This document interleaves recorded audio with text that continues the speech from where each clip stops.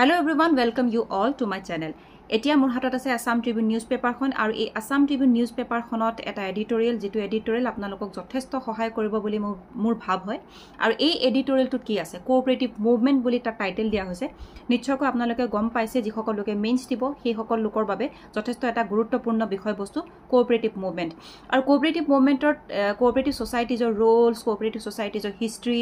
আৰু কোঅপাৰেটিভ সোসাইটিজৰ জৰিয়তে কেনেকুৱা ধৰণৰ আমাৰ লাভ এতিয়ালৈকে হৈছে আৰু কোঅপাৰেটিভ সোসাইটিজৰ সম্ভাৱনা কি মানে আমাৰ ভৱিষ্যতে কেনেকুৱা ধৰণৰ ইয়াত লাভ হ'ব পাৰে ইত্যাদি ইত্যাদি ইয়াত ব্যাখ্যা কৰা হৈছে গতিকে এই বিষয় আপোনালোকৰ সৈতে অকনমান আলোচনা কৰিম আৰু from the prelim perspective as well as from the mains perspective yat kisuman points ami apnalokor hoite alochona korim discuss korim aru he points bilak jibilak additional point thakibo he additional point bilak apnaloke likhi lobo aru parile jodi he samoy pai tente kitab khon uliai he constitution or kothai jodi kom kunuba article or kothai jodi ko tente note down kori underline kori rakhibole napahoribo etia ami arambhoni koribole loisu cooperative societies or bikhoy etia cooperative movement yat prothomote ase je cooperative societies in India were first formed in the late 1890s when farmers in western Maharashtra rebelled against oppression of moneylenders. Post-independence cooperative development received a boost when the societies were given a vital role in the various plans formulated by the Planning Commission. From the mid-60s onwards, agro-processing cooperatives, particularly in the sugar and spinning sector, grew in number of contribution driven primarily by the government policy encouraging large-scale industries in the cooperative sector and the term loan assistance from financial institutions.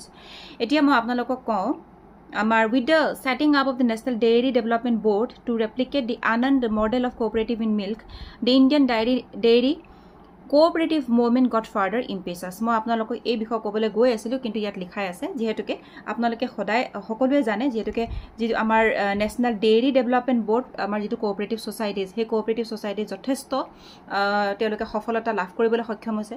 ei cooperative societies or joriote kenoka dhonor সমাজত সংস্কাৰ বুলি ক'ব লাগিব প্ৰথম সংস্কাৰ সমাজত কেনেকুৱা ধৰণৰ সংস্কাৰ সমাজত কেনেকুৱা ধৰণৰ এটা ব্যৱসায়িক বা প্ৰতিষ্ঠান এটা আৰম্ভ কৰিব পাৰি এই কোঅপাৰেটিভ সোসাইটিজৰ জৰিয়তে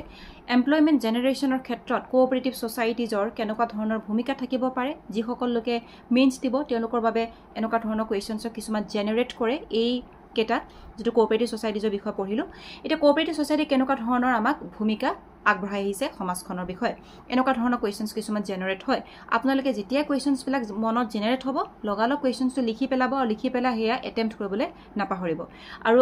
আটাইতকৈ ইম্পৰ্টেন্ট কথাটো হৈছে কি কোৱেশ্চনছ বহুত থাকে আৰু সেই কোৱেশ্চনছ বিলাক কেতিয়াবা কি হয় আমাৰ তৎকালীন ভাবে আমি কোৱেশ্চনছ বিলাক ধৰক কেতিয়াবা কোৱেশ্চন পেপাৰ চাবলৈ নোৱাৰিবও পাৰো যেনেকৈ ধৰক এতিয়া মই কিতাপখন পঢ়ি আছো এই নিউজ পেপাৰখন পঢ়ি আছো আৰু কেতিয়াবা আমাৰ ওচৰত সমল নাথাকিবও পাৰে যেনেকৈ কিতাপ নাথাকিবও পাৰে আপোনাৰ ওচৰত কপি নাথাকিবও পাৰে কপি থাকিলেও বাৰু যি নহওক আপোনাৰ ওচৰত সমল নাথাকিবও পাৰে কিন্তু সেই সময়ত আপুনি কি কৰিব তৎকালীন ভাবে আপুনি সদায় নিজে কোৱেশ্চনটো মনতে সৃষ্টি কৰি লৈ হেয়া আপুনি লিখি লৈ তাকে এটেম্প্ট কৰাৰ যত্ন কৰিব আৰু যদি সময় ওচৰত সমল নাথাকে প্ৰথমতে সৃষ্টি যেটো কোৱেশ্চনটো বা প্ৰশ্নটো যেটো সৃষ্টি হৈছে হেয়া আপুনি নোট ডাউন কৰি ল'ব একো যদি নাই তেতিয়ালে আপুনি মোবাইলটোতে লিখি ল'ব নোটত গুটে ইংলিশত তেতিয়া কি হয় আপোনাৰ বাবে এটা আপুনি এটা দিশত গৈ থাকে আৰু হেয়া আপোনাৰ কাৰণে সময়ৰো আপোনাৰ সদব্যৱহাৰ হয় লগতে আপোনাৰ জ্ঞানৰো আহৰণ হয় এতিয়া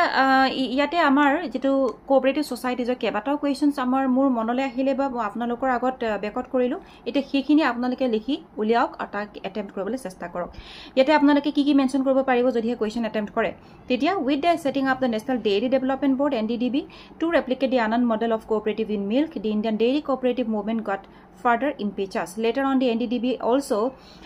ventured into the field of edible oils. Today, there are around 8,02,639 cooperative societies in 29 different sectors, and India boasts one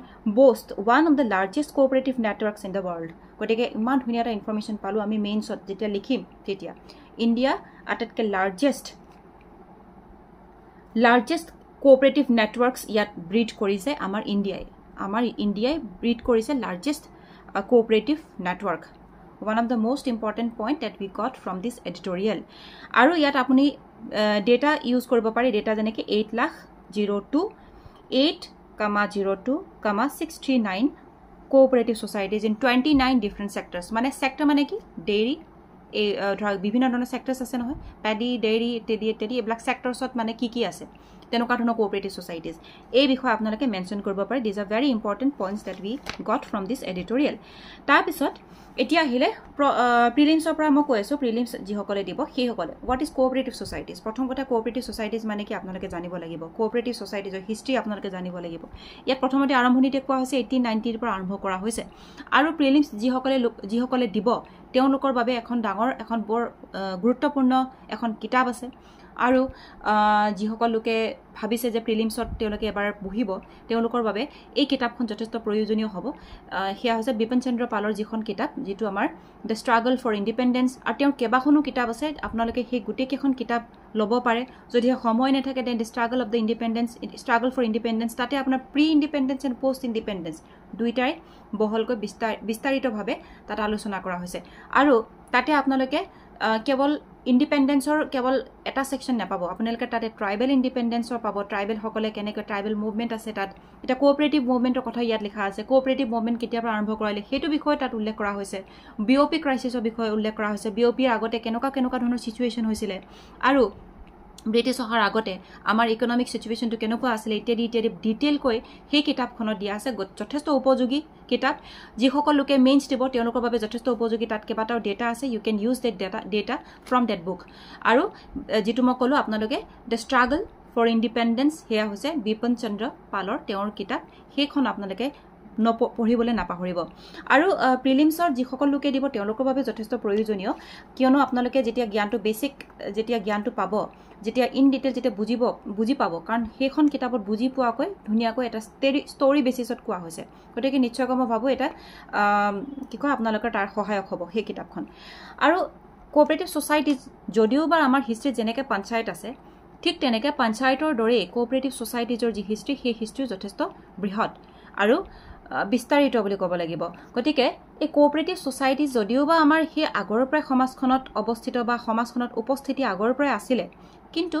মান্যতা প্ৰদান কেতিয়া কৰা হল মান্যতা মানে অৰ্থ কি জানেনে আমাৰ পলিটিক্যাল ৰেকগনিশন বুলি যেটো কয় পলিটিক্যালি আমি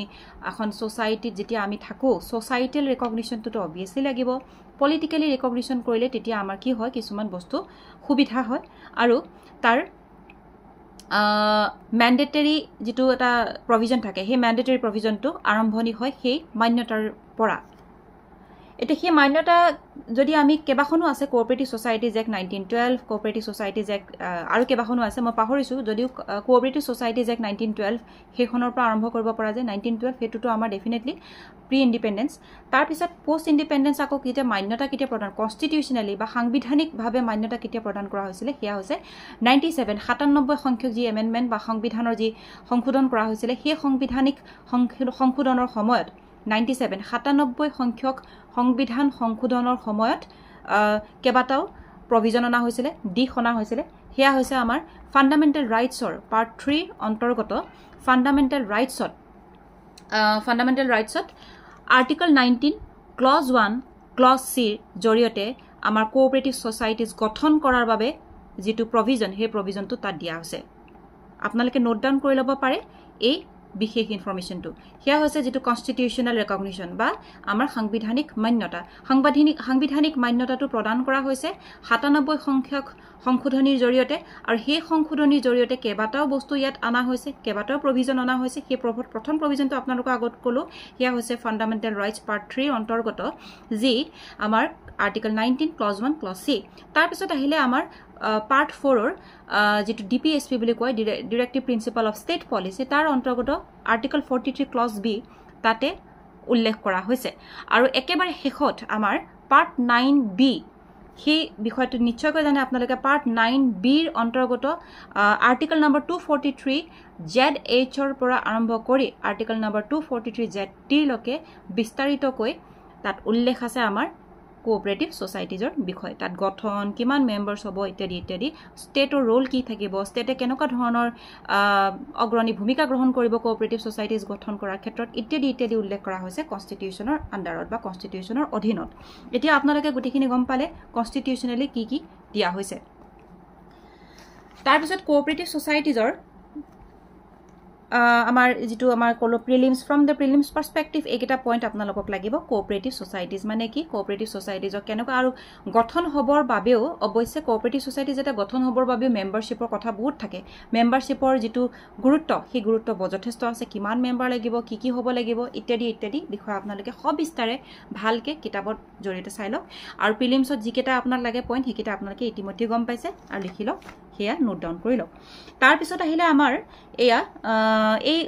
যেটো এডিটৰিয়েল তাতে লিখা আছে the cooperative sector in the country had been contributing 20% of the distribution of agricultural loans etiate amar ji hokol luke mains debo information ase yate ya hoise 20% in distribution of agricultural loan 35% of distribution of fertilizers 21% in production 31% in sugar production 13% in the purchase of wheat and 20% in the purchase of paddy and has evolved as an important contributor in the rural and agricultural economy ete yate lukhase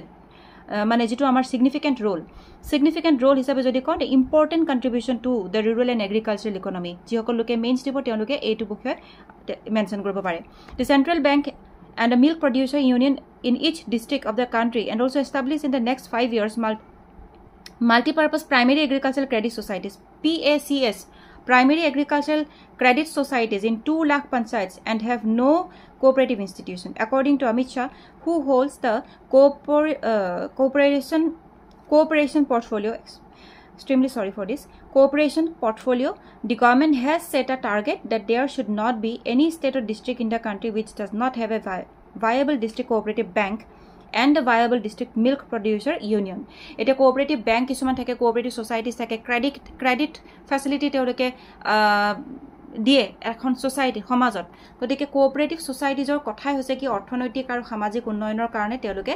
যৎপূৰ্ণস্তি চেষ্টা চলোৱা তেওঁলোকে এটা মান্যতা প্ৰদান কৰা সমাজখনৰ উন্নয়নৰ বাবে গতিকে সমাজখনৰ উন্নয়নৰ প্ৰথমতে কি হৈছে অৰ্থনৈতিক দিশটো সবল কৰা অৰ্থনৈতিক দিশটো সবলৰ বাবে কোঅপাৰেটিভ সোসাইটি যে কোঅপাৰেটিভ বেংক কিছুমান আছে কোঅপাৰেটিভ বেংকৰ বিষয়ে আপোনালোকে নিশ্চয়কৈ জানে কোঅপাৰেটিভ বেংক কিছুমান থোৱা আছে যিসকল একেবাৰে প্ৰাইমেৰী যিবিলাক আমাৰ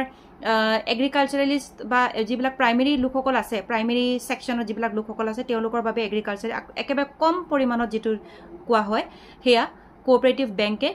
দিয়ে কম পৰিমাণত পইচা ধাৰত দিয়া বা ঋণত দিয়া ইত্যাদি ইত্যাদি যেটো প্ৰভিজন হে প্ৰভিজনটো কোঅপাৰেটিভ বেংকে দিয়ে গতিকে অমিত শাহৰ মতে এনেকুৱা প্ৰত্যেকখন ডিস্ট্ৰিক্ট প্ৰত্যেকখন জিলা প্ৰত্যেকখন গাঁৱে যাতে কোঅপাৰেটিভ বেংকৰ যেটো সুবিধা হে সুবিধা থাকিবই লাগিব কোনো এখন গাঁও কোনো এখন ডিস্ট্রিক্ট যাতে কোঅপাৰেটিভ বেংক নথকাকে নাথাকে প্ৰত্যেকতে লাগিবই গতিকে কোঅপাৰেটিভ সোসাইটিজৰ যেটো এটা সামগ্ৰিক এটা যেটো ভূমিকা সেই ভূমিকাৰ গুৰুত্বটো অমিত শাহৰ এই ষ্টেটমেন্টৰ জৰিয়তে পোৱা যায় আৰু সেই কাৰণে পেক্স যেটো কয় প্ৰাইমেৰী এগ্ৰিকালচাৰ ক্ৰেডিট সোসাইটিজ এয়া আপোনালোকে যেতিয়া কোঅপাৰেটিভ বেংক পাব কোঅপাৰেটিভ বেংকৰ বিষয়ে পঢ়িব তেতিয়া আপোনালোকে পাই যাব কোঅপাৰেটিভ বেংকৰ গঠন হ'ব ডিস্ট্ৰিক্টত কি থাকিব গাঁৱত ভিলেজ সমূহত কি থাকিব ভিলেজৰ তলত পিএসি থাকে প্ৰাইমেৰী একেবাৰে তলত পিএসি থাকে পিএসি মানে প্ৰাইমেৰী এগ্ৰিকালচাৰেল যেটো কি কয় ক্ৰেডিট সোসাইটিজ সেই ক্ৰেডিট সোসাইটিজে যথেষ্ট সহায় কৰে ইনষ্টিটিউচনাল যেটো আমাৰ ঋণ পৰিশোধৰ বা ইনষ্টিটিউচনাল যেটো এটা ঋণ আদান প্ৰদানৰ যেটো এটা সিস্টেম সেই সিস্টেমটো আৰম্ভণি কৰিব লাগে বুলি আগৰ পৰা কৈছিলো যেহেতুকে